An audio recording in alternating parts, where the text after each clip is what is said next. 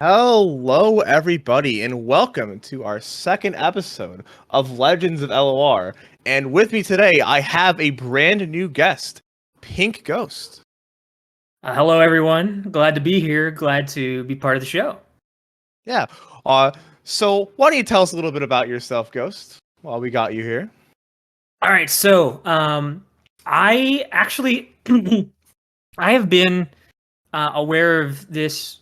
So wait, how far are we starting back exactly? Do you want me to give you my whole card gamer history, or just Legends of Runeterra, or how do you want me to do this? Um, why don't you go with your whole card gamer history? How about Oh that? boy. Okay, I'll try to condense that. Uh, so I mean, technically, I started as a young kid collecting Pokemon cards and the like, but I wasn't really playing the game. I was just kind of collecting them.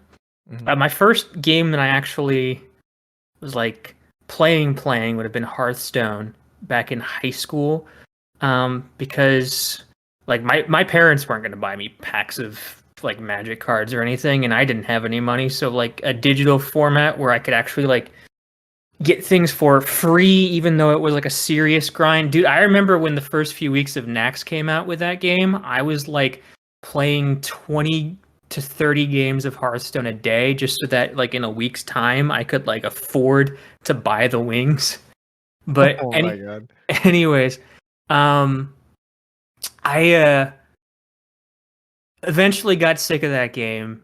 Didn't I experimented with a lot of card games afterwards, but didn't really commit to any of them. I did play Magic, though it was not my first, and I started with Arena, not Paper. Um, Mm, I did Yu-Gi-Oh. I did the Elder Scrolls card game, which actually it's kind of underrated in my opinion. The Elder Scrolls Legends card game. There's a lot of cool mechanics in that one, but it also had its own issues. mm. Um, what else? I mean, Pokemon, all of the big ones. Basically, I haven't played Fab, I haven't played Flesh and Blood, basically because it's paper, and Yeah. I don't have friends nearby to play with.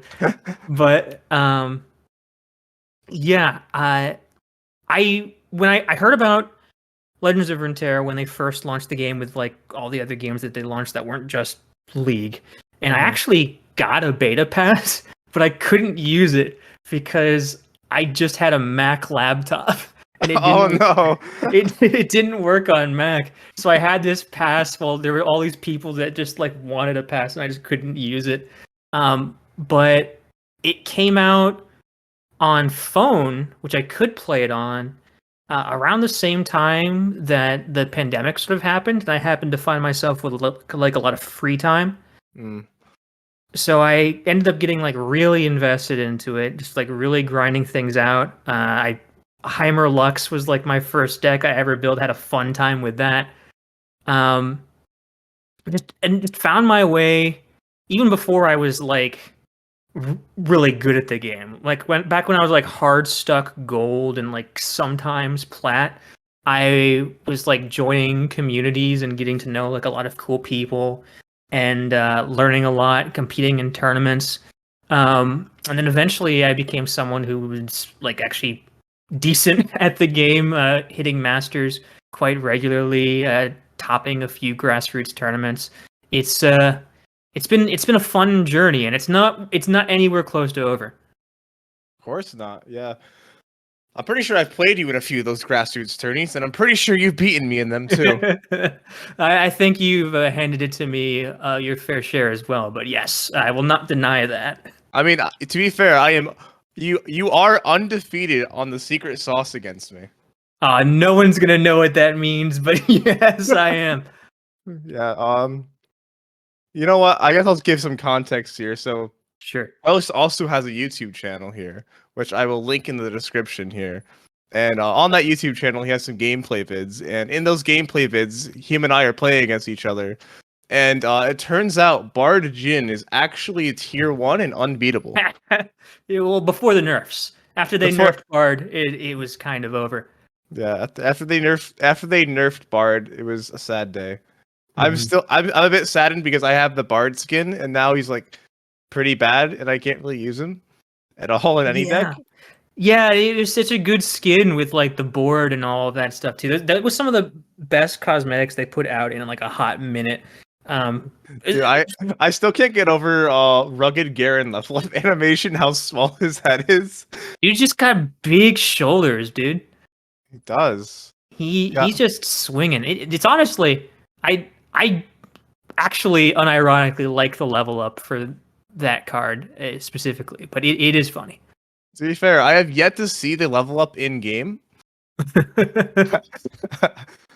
Although it might happen more now that just dudes are becoming a good archetype, which is elites.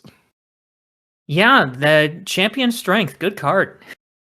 Yeah, it turns out also just spitting elites onto the board is not a bad strategy. Hmm. Yeah, Ah, elites enjoyers rejoice.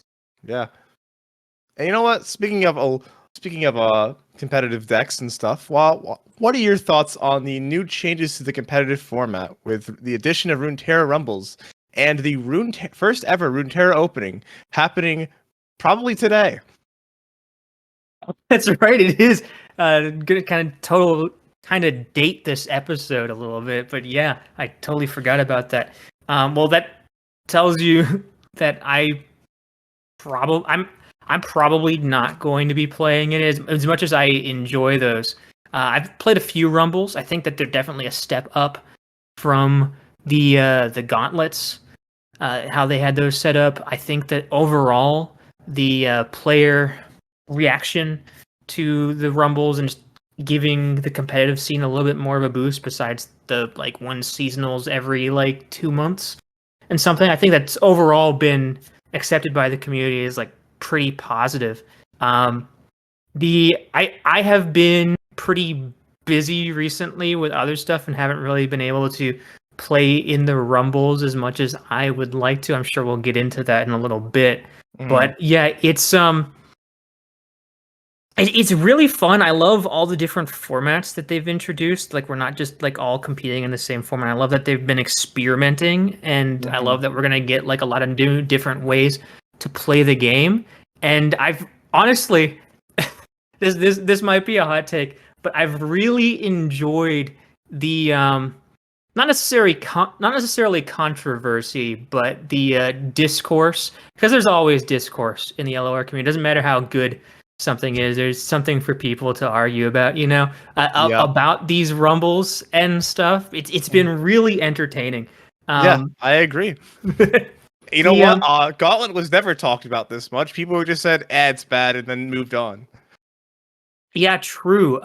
But so it's definitely a good thing to be like something that's discussed. It's in people's heads. It's being thrown around.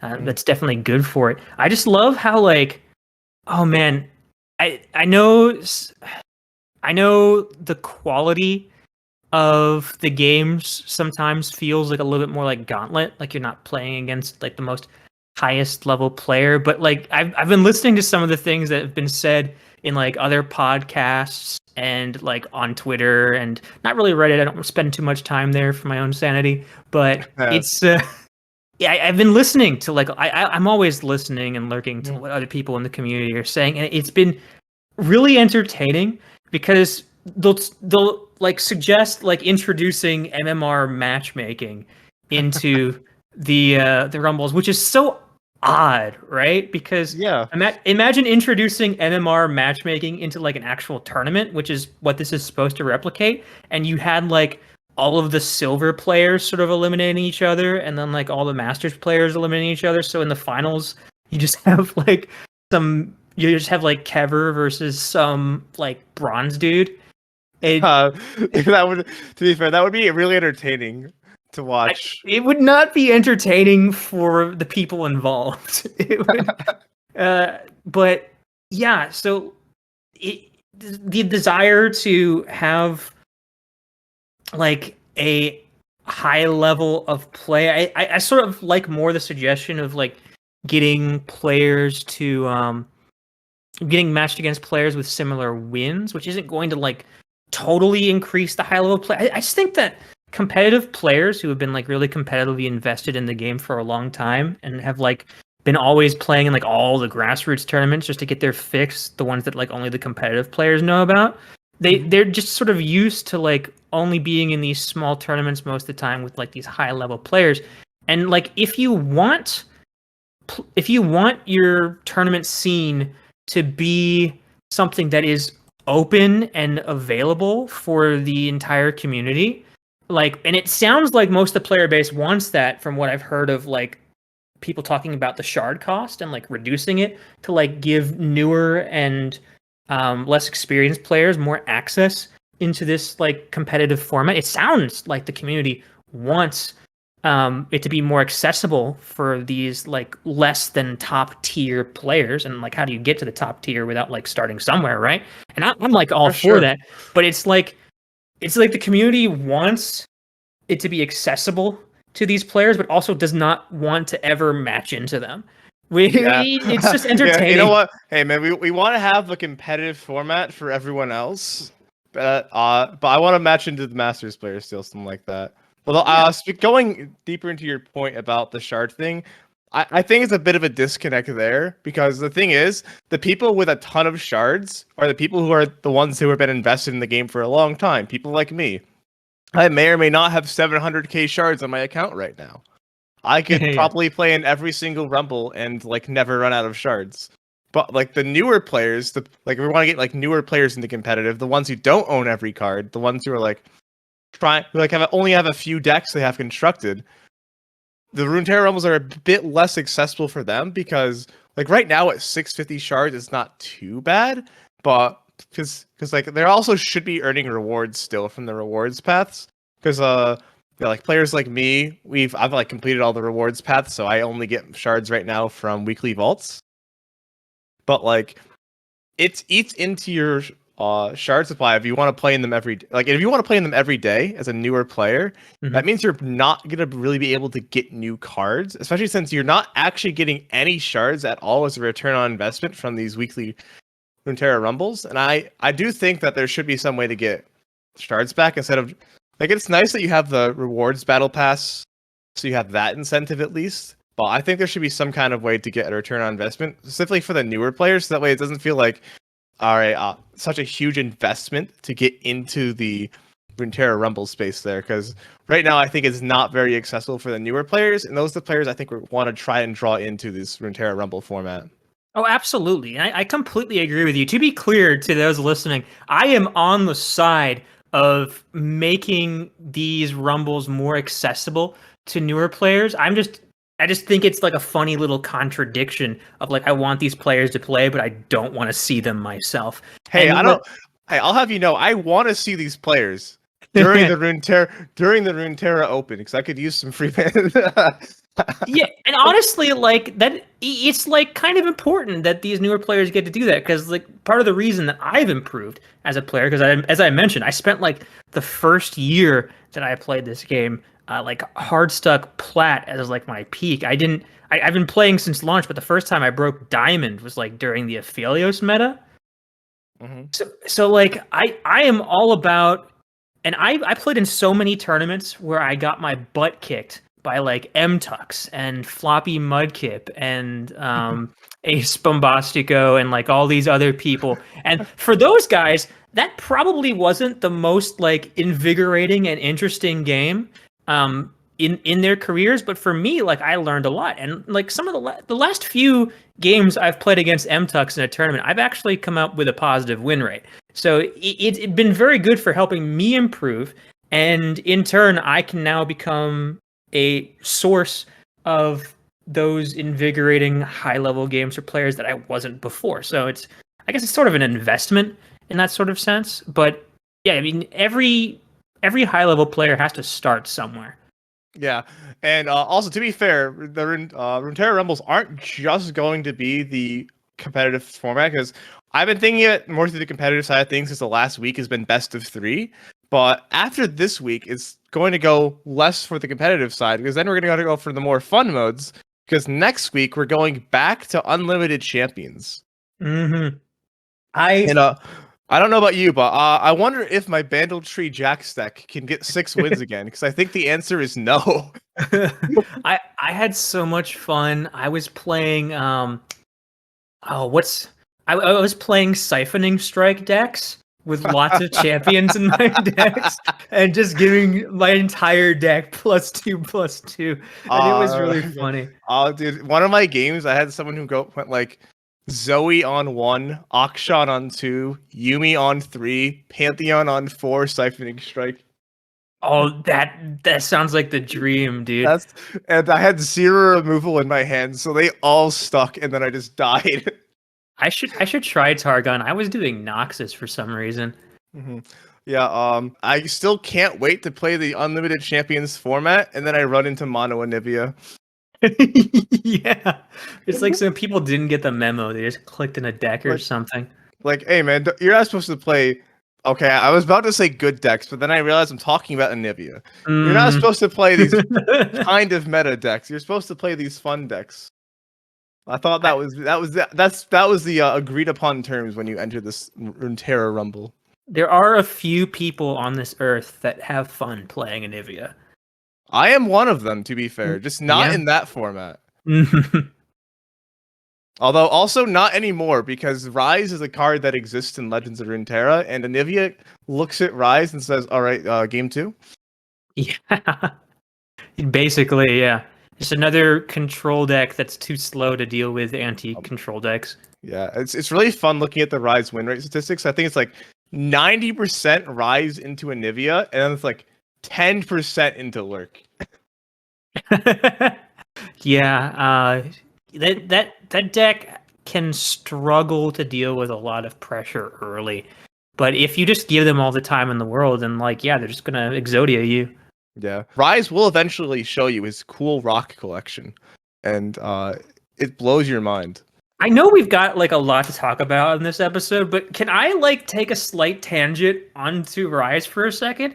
Because I swear I've played into this deck so many times since the last patch, and I have run into so many players that like get 3 delves by turn 4. Like before they even put a Rise and start shuffling new delves into their deck, before they even start with more than like the original ones that are shuffled into the deck, they already draw like half of them. And it's happened to me so many times. Like sometimes it's just like, okay, I got high rolled, like GG, you won. But it's happened to me so many times. I'm like almost convinced that Rise is bugged right now. So I will say one thing is that if you're a Rise player, you probably are full mulling for Delves and Rise in your opening hand, so that makes it a little more likely for them to hit them, because there are 6 copies instead of 3, so that actually gives you higher odds to hit more than 1. Still, hitting 3 by turn 3 is definitely a high roll. Yeah, and it happens to me so frequently. Hey, all I'm saying is, as someone who has been playing Rise quite a bit in recent times, I have only done it like I only hit 2 or 3 times before like turn 5. So it is a pretty rare occurrence. I have hit 2 quite a few times, though. I can imagine hitting 2 is quite common, like you said, and that's not really something that really upsets me. But I guess I'm just bad at the game because my opponents are always drawing these delves, man. Yeah, for sure. Well, yeah, going back to some of the competitive changes, though. We got the Runeterra Rumbles now. We got the Runeterra Opens now. So we now have a lot more ways to play the game, which is something I appreciate, because before it was literally just ladder in Path of Champions, and then now they added labs in a little while ago. Unfortunately, we haven't had any new modes for that. I still appreciate it because Ultra Rapid Draw is one of the best modes to play with friends, and it's just like if you have a few minutes to play a quick fun game, you can play that. You can play the duo thing. I definitely remember the name of, where you get to fight Noxus and then you die because they got Darius on turn 4. And then we have the jungle monster one that I thought of like once, and you know what? It's fun to like build a deck around it. Ash is playable in that one because you get to go after the jungle monsters. That's a good start, right? Yeah, I still don't know how that one works. It's I do, but It's been a while, so I'd have to review my notes. Yeah, the only thing that we're really missing now is the draft format because Expeditions got removed a while ago, and unfortunately, Expeditions is not going to be coming out for a while, or at least Expeditions 2.0, whatever they decide to cook up for, is not going to come out for a while. And you know what? I'm totally fine with that. Want to make sure they get it right, and they're adding all this content in now. But I'd like them to focus on making sure this stuff is right, and like split their priorities, and then everything's bad and blows up. I agree with you. I want to make sure that it's good. I am of the opinion that and some people will probably disagree with me in this, but there's been a lot of people that are just like, hey, print limited for Magic and just like copy and paste it into LOR, and I think that would be problematic. I don't think that would work either because deck construction in LOR is like two things. One, deck construction in LOR is not even close to the same as Magic. It's like with LOR, the restrictions are regions, whereas in Magic, the restriction is mana. And if like you're doing a limited format, that means like you can put any number of region cards in your deck most likely.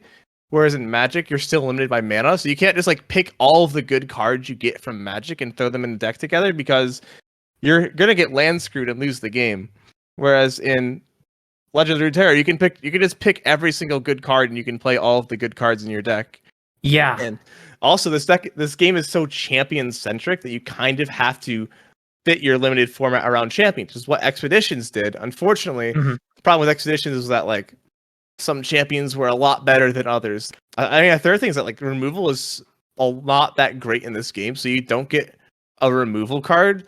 Like I remember you saying in the conversation we had, like Riven and Shyvana were two of the highest win rate champs in Expeditions because people just couldn't kill them, so they just ran over the game. Yeah, which was great for Riven and Shyvana enjoyers. Yeah. I also don't want to think about the time Aurelia got released. I think release Aurelia in Expeditions was an absolute menace, especially if you also got a Azir to pair with her. It was actually unlosable, I think. I actually, my first Expedition, because I used to play Expeditions a lot when Expeditions was in the game.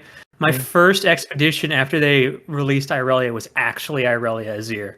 Like, no cap, I drafted that together. And I was doing like some weird stuff with I forget the name of the card. The Do you mean the 8-mana one? Yes. Zanea? Zanea, yeah. And I was doing like some weird stuff. It was definitely like a slower Aurelia than like the traditional constructed version. But oh my goodness, I didn't get to enjoy it that much because my opponents kept surrendering. Yeah, but unfortunately, we don't really have a limited experience right now in LOR. Isn't that right, Ghost?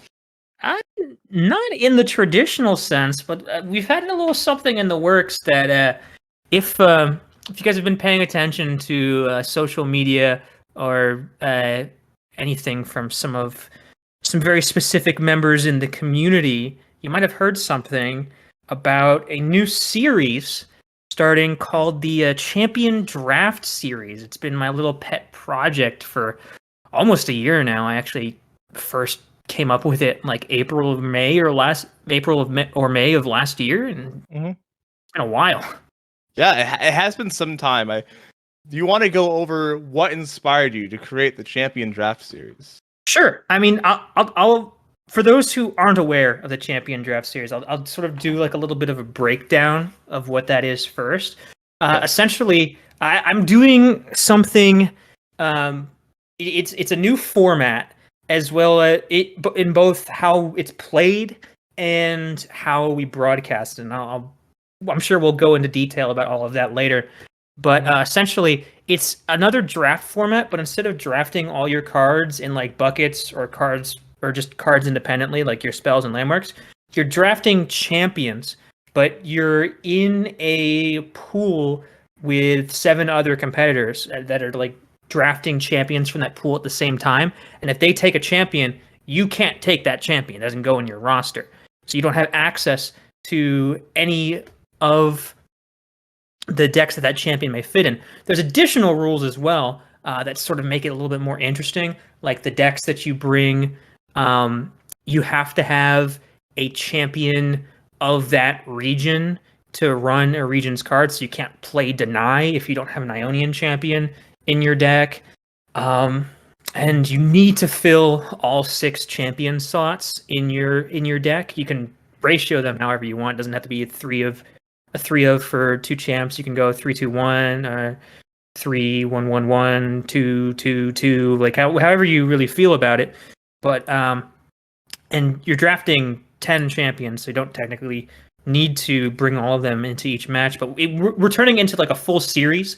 We've gotten some of your favorite creators across the Americas competing in this, and it's being they're broadcasting it. They're creating videos of like their strategies and their games on their channels, and then we here, instead of doing like a traditional like 4-hour tournament broadcast on Twitch, instead we are creating our own sort of show, our own like recap series, similar to like if you turned on.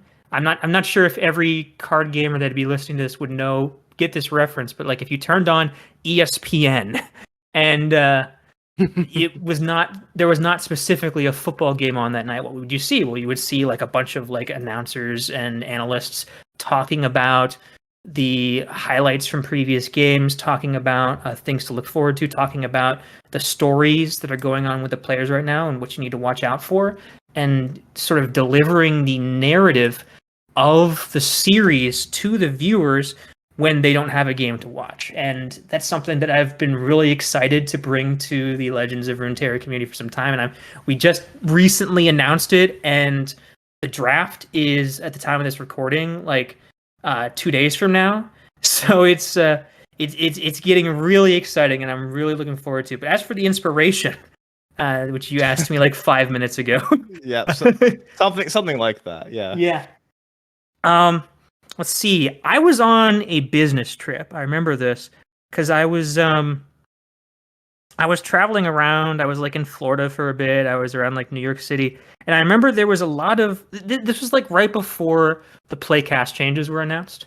I remember, and there was a lot of discourse, as there is on like Twitter and social media and the like, of people that wanted to grow the competitive scene. There was, if you remember that exact period, there was a lot of doom posting. People that thought that Legends of Runeterra was going to go downhill and would be didn't we like? It was either we missed a balance. Did we miss a balance patch or something like that? It was put off for like a little bit. There was like a, not like firing, but there was like changing of like a lot of team members in the Legends of Runeterra was this when they said that they were prioritizing path? There was that, yeah. Which has been like completely changed. It was around that time period, right? Okay. And there was a lot of people that really wanted to.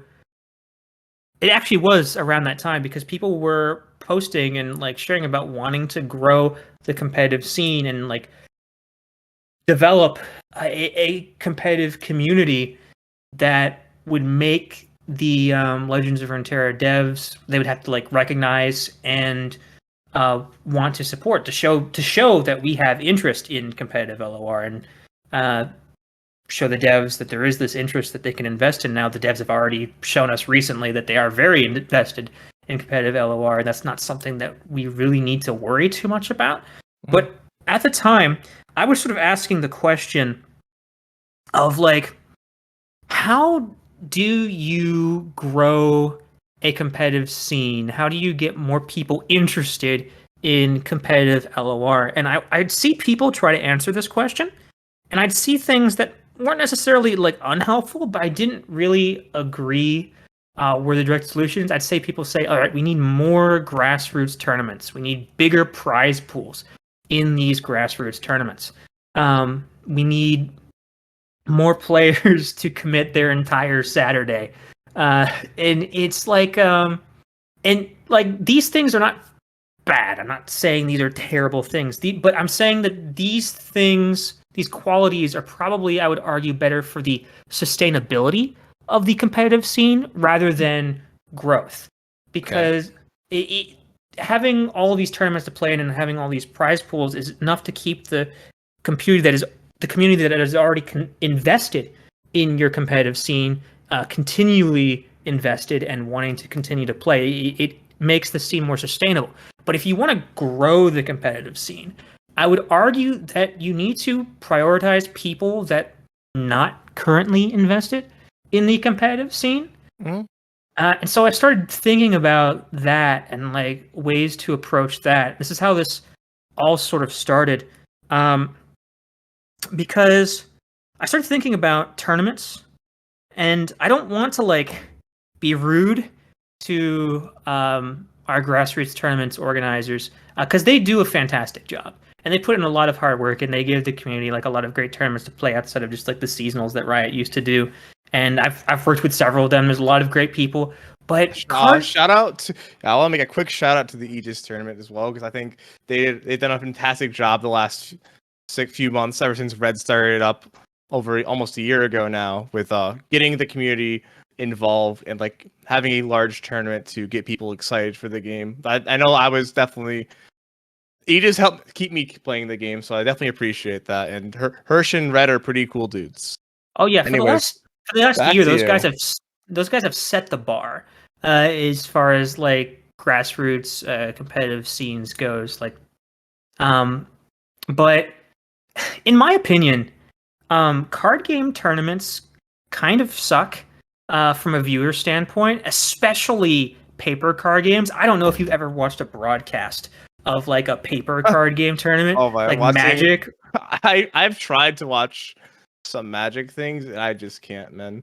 That like over the head view of like their game table, but they've got the overhead lights as well, so they're just like reflecting right off of the cards, and you can't see anything except for the players' greasy hands just moving things around. The glare is part of the shot, all right? It's an artistic choice. Yeah. But the oh man, if you're not like an expert in those paper card games and you're watching the broadcasts, you have no idea what's going on. You're very reliant on the casters, and even then it's like very difficult to follow because you don't have any visuals. Thank God we have like a digital format that like actually creates something visually interesting for spectators. But like even then, the digital tournament space, if you're already committed to like competitive LOR, it's something that or like competitive card gaming, it's something that you're probably used to. Having to like commit a very large part of your weekend for these tournaments, like at least several hours, if not like a whole day. And to like sit through all of the waiting between rounds, the delays, the people, the times where players are like making their decisions and you're sort of reliant on the casters just to sort of fill in that dead time, which can sometimes be very entertaining if you've got the right caster on the job. But for sure, it's it's hard to digest if it's not something that you're used to or like willing to put up with. If you're someone that's new to the competitive scene, you don't want, especially if you're not even playing in the tournament, you don't necessarily want to just like watch 4 hours, 5 hours of games, especially if a lot of that is like dead time or people just making decisions or like time in between rounds. So I wanted to make something that was easier to digest, something that would be easier to viewers, like the casual audience, to pick up. And it's something that I'm hoping to do with the broadcast format that we're doing with the CDS, because we're not doing a tournament like stream on Twitch. The players can, and I think many of them are if they want to. I know many of them are creating like videos of their journey through the CDS on their YouTube channels and like their strategies and their games. And we've got so many talented players here. I'm sure there's just going to be a lot of great CDS content over the next few weeks. But like, if you can't make the live games, or you just have like a really busy day and you don't want to watch like 40 hours of not 40 hours, excuse me, 40 minutes of like every player's like video until like you get to it, you just came back home from work, you're tired, and just having like a 10-minute episode that brings you like all of the action, all of the interesting stories, and like some entertainment along the way, hopefully. And Hopefully. it only requires like 10 minutes of your time. That's like a lot more easy to digest, and that's something that like can still run off of like the happy chemicals running through people's brains that like make they're interested in the card game, and there's constant action, so their mind is always like rushing. That's something that I hope to deliver with the And CDS. also, it's something that has not really been tried before in this space, I feel. I feel like a lot of the content that we see is usually gameplay and people talking over their gameplay. It's like people are playing the game, they're talking about their moves, they're showing off this really cool new deck. The only difference is whether it's a meme deck or whether it's a tier 1 meta menace. But Yeah, most of it is just talking over gameplay for most of the content. And this is offering to have something completely new. yeah. I've always been trying to like ever since, and you mentioned my YouTube channel very earlier on in this Yep. podcast. I have always been trying to like not necessarily like push the boundaries, because it's not like, especially with my YouTube channel, it's not like I'm doing things that haven't been done before, but I'm trying to open a variety of options for players, because I think that while the Legends of Runeterra community is not necessarily like tiny, but like smaller than some other communities that I've been a part of, and I think most people can say, Yeah. it feels kind of saturated, um, in the sense that, like you said, a lot of it is the same. A lot of it's just like deck guides and stuff. And I hope to constantly be able to deliver another. Not that I don't hate deck guides. I open up deck guides whenever there's like a deck that I want to learn or am interested in like trying to play. But it's I want there to be there should be options, and not just for something that I'm making, but I'm hoping to inspire. I've had people come onto my rare Twitch streams and say like, "Hey, you have inspired me to try this other sort of content for Legends of Runeterra," and that's like super cool. For sure. And I was happy to be a part of some of those episodes as well. Those are some of the best episodes. Dude, I had a blast. Whether you had a blast or not is determined by the episodes themselves. Viewers can probably tell. Viewers can probably tell. But back to the CDS. Yes. So I realized quite early on in this form, because this I've been working on this for like 10 months or so since conception. I realized quite early on that I had to build a team. This was not something I was going to be able to take on my own. Which, a little personal fact about me, is kind of hard. I am not someone who is like easily trusting of others. I am very much if you want something done right, you got to do it yourself sort of mentality kind of guy.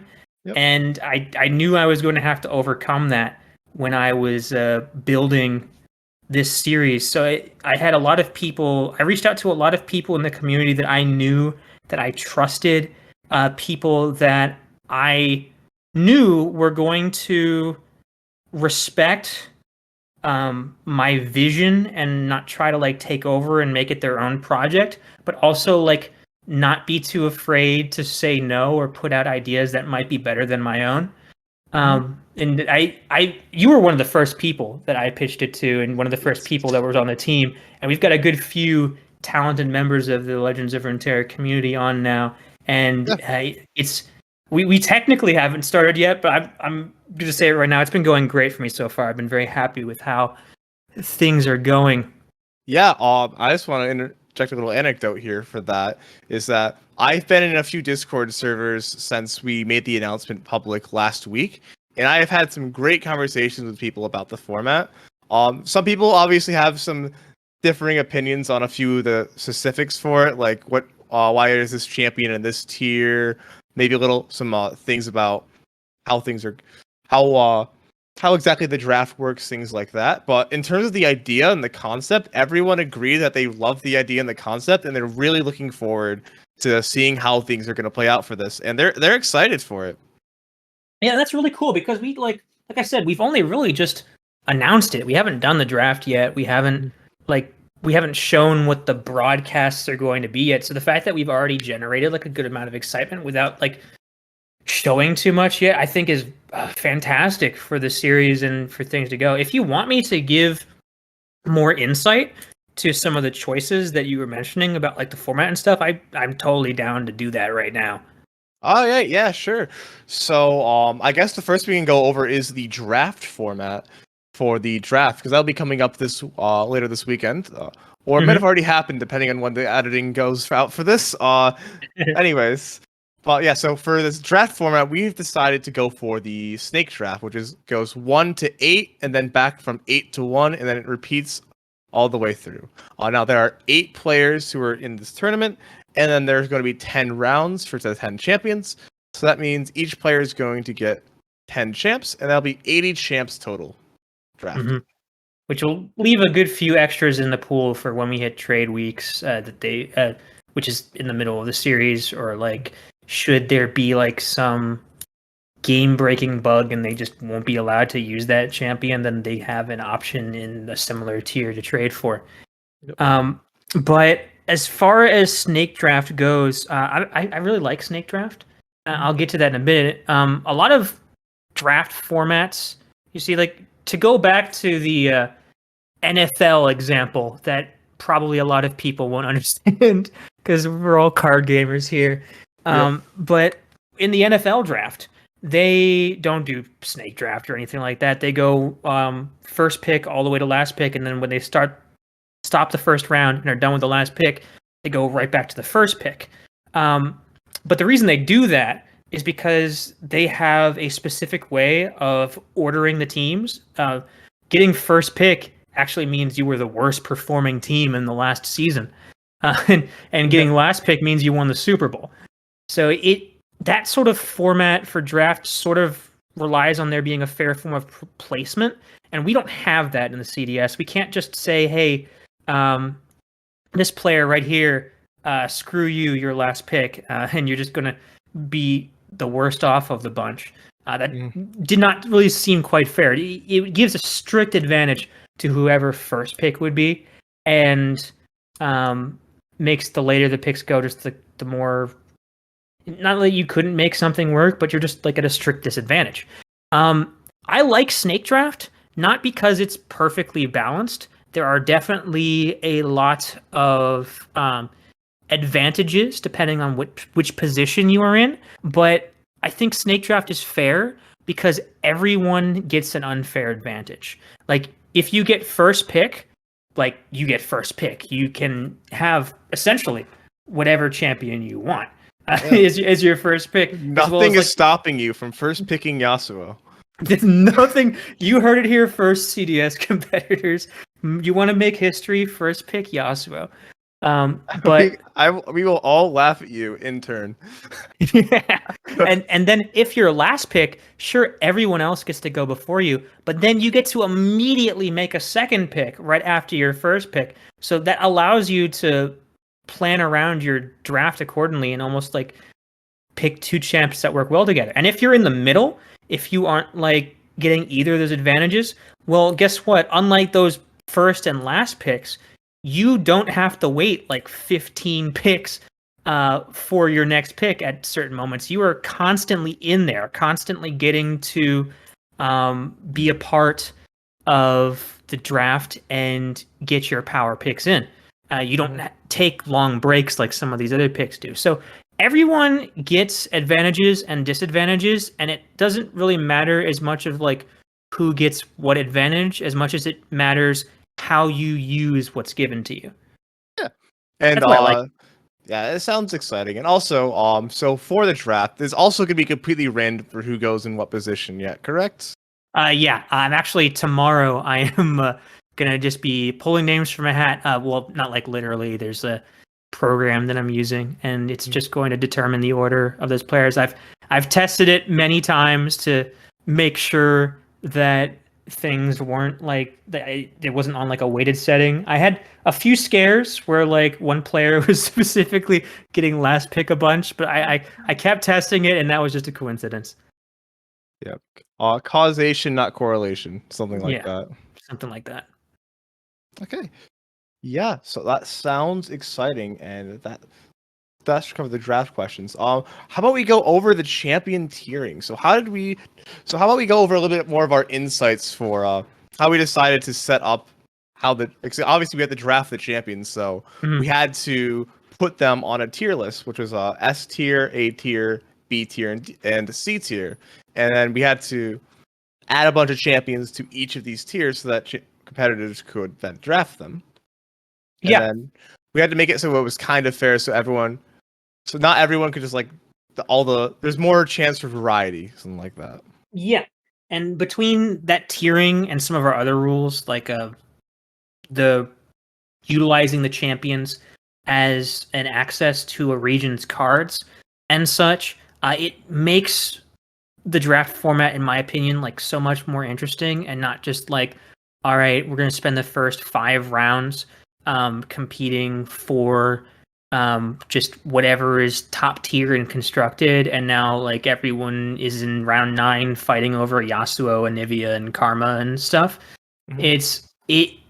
But we did not tier them based off of their roles in the constructed format because we're not playing in the constructed format. We're playing in Divergent Lock, which is the name of the format, which I've already sort of explained the rules for, but that's the official name. And it's we evaluated these champions based off of 3 pillars. First pillar being the direct power that the champion card brings, not like the power level of the deck, but the champion card itself. So like there have been very powerful decks with like if you look at card that was been the meta for a few months now, like Aatrox. Yep. Aatrox has so much going on in his cards kit. He does so much. He heals on play and on strike. He's got like all these strike spells. He allows you to use all these weapons. He brings out all these darken. He's like a 10/10 overwhelm with regeneration for 6 mana. He's just such an overloaded kit, so he definitely scores high on that regard. But then the next pillar we evaluated on was region flexibility, because these cards provide access to their region. We evaluated the regions that these cards give access to and what might be a little bit more desirable in the tools department. Regions like Shurima and I would argue Noxus that sort of like provide a lot of a variety of different tools. Like Noxus specifically has a lot of strong control tools, as we've seen in like recent Broadmain stuff, but also has a lot of aggro tools, strike spells, rallies. Yeah, I would say Noxus is arguably the best region in the game right now. So Noxus was rated pretty highly when we were rating these cards. Absolutely, yeah. Just being able, even a Vladimir, which is far from like the most powerful champion, you might consider drafting a Vladimir in this format just to give yourself access to like things like Flock or Might or Fervor or something. Or Shunpo. Shunpo, yeah.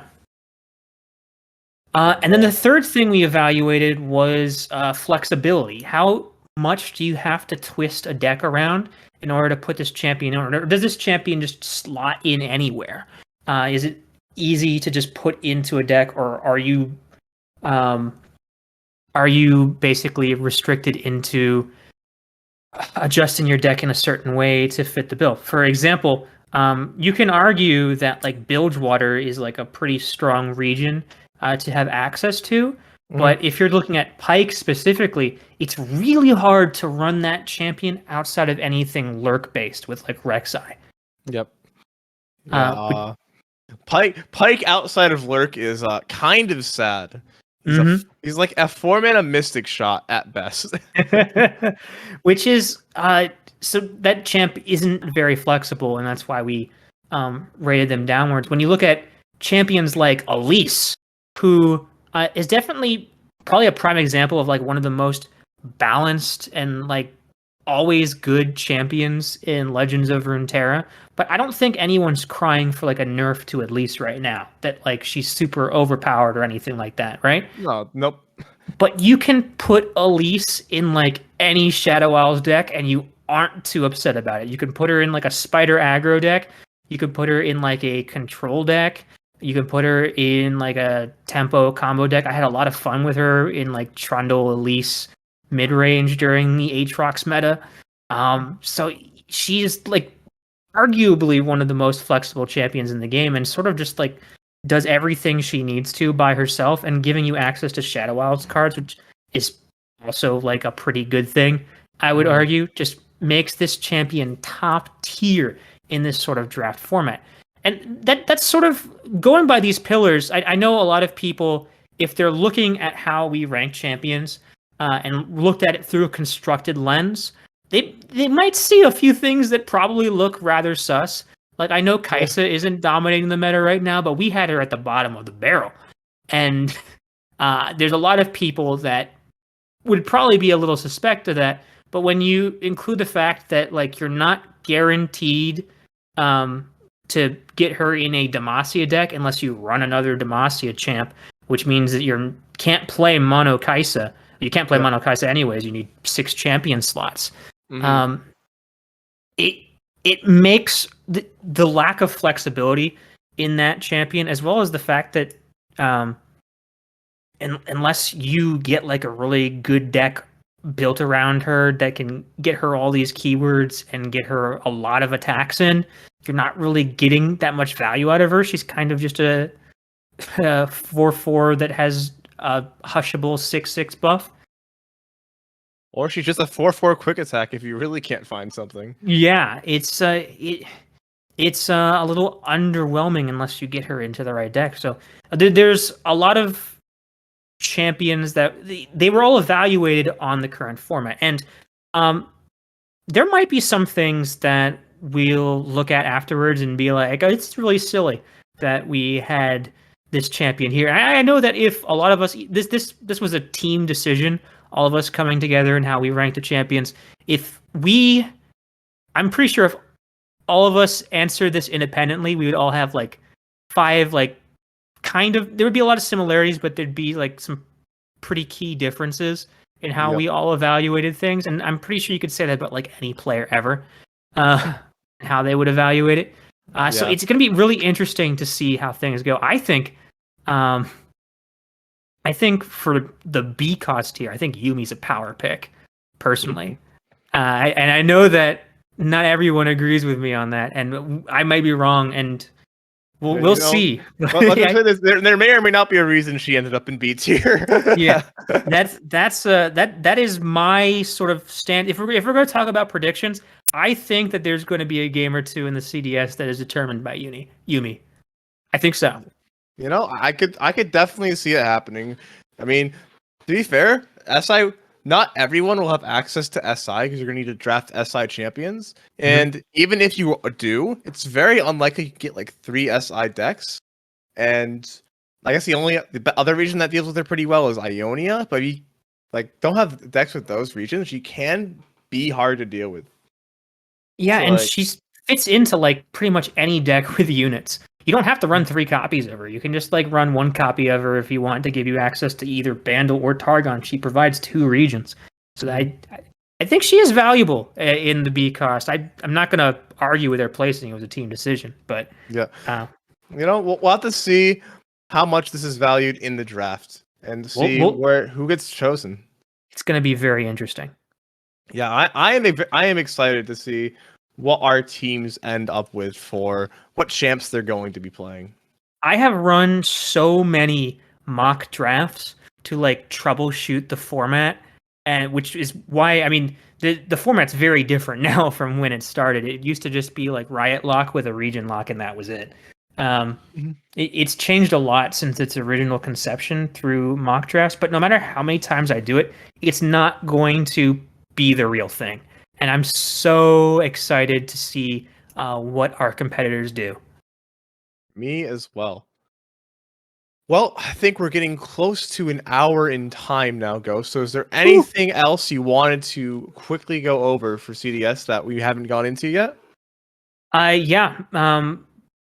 For starters, I am Oh boy, I mean, this is a project that I've been working on for quite some time, and I have a lot of ambitions with this project. I actually had to tone it down a lot when we were launching a lot of things I haven't even talked with you about, things Mm, that I want to do with this series that I just haven't included in this first season because I wanted to be realistic.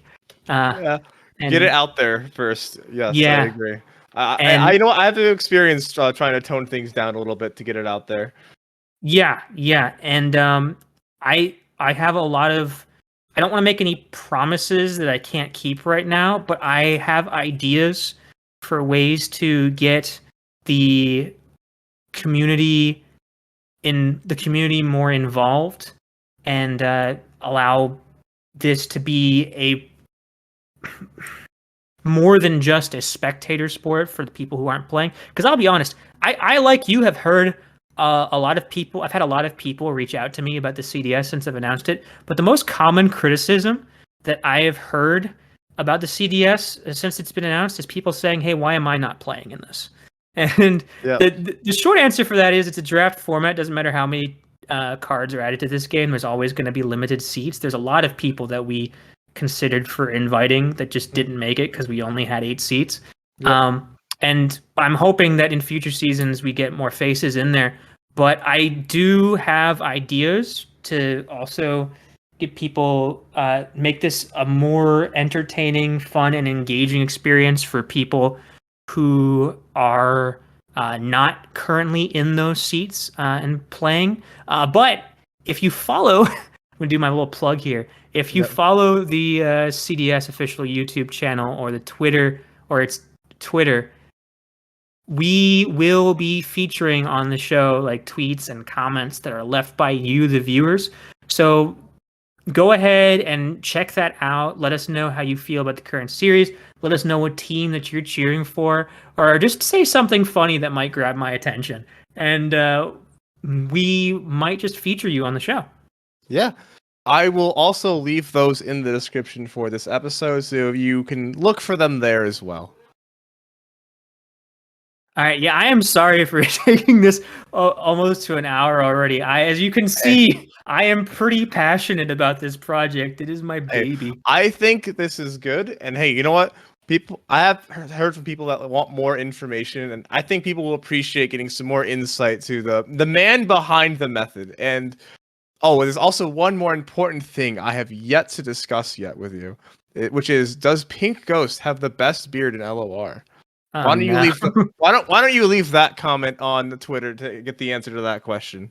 I don't want to do that. So even if a lot of people, I would argue that my beard looks better on camera than in person. It's got this nice smooth red highlight brunette look on camera, but it's actually like pretty messy in person.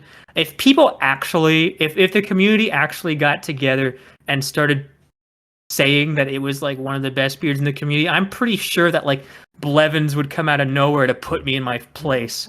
Like he would just show up and dunk on me because he plays a lot of basketball. But True. That will be entertaining to see. yeah, okay. I guess I am curious to what people would say about that. But it's all right. Yeah. Take care of Well, it. thank you very much for coming on to the show, Ghost. I am also excited to be helping out with the CDS and seeing how things are going to go. And also, thank you all for listening and making it this far in the episode. That was that was a little longer than I anticipated, but I am fully on board for having these longer episodes and going through them.